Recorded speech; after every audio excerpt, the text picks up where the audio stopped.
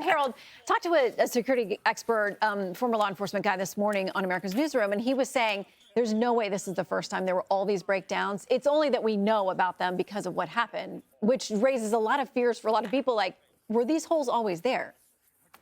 I don't disagree with anything that's been said, and I happen to think, I saw you earlier, and I happen to think that's probably right. I'm going to repeat what I said about a week ago. This clearly was a catastrophic failure. Thank God the president was not shot, injured, or killed, or I should say injured or killed in the process. He clearly was shot. He was injured. Yeah. Well, right, but that he was not severely injured or that he was not killed.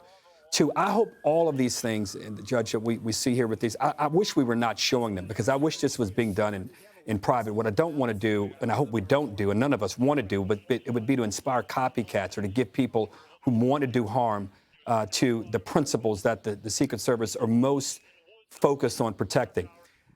Three, I don't understand why the current Secret Service director and the one who is interim, I would hope that committee, Director Rowe, that he would be called before the committee in private very soon, Shannon, to share with him. Answer what we're seeing here. What mistakes were made, and what have you guys done? What mistakes were made? There's nothing to find out. They didn't do their job. This is law enforcement 101. I don't want to hear about lessons learned. I don't want to hear about what we should do in the future. This is where we differ, because we're not going to get rid of the Secret Service. The upper echelon's got to go.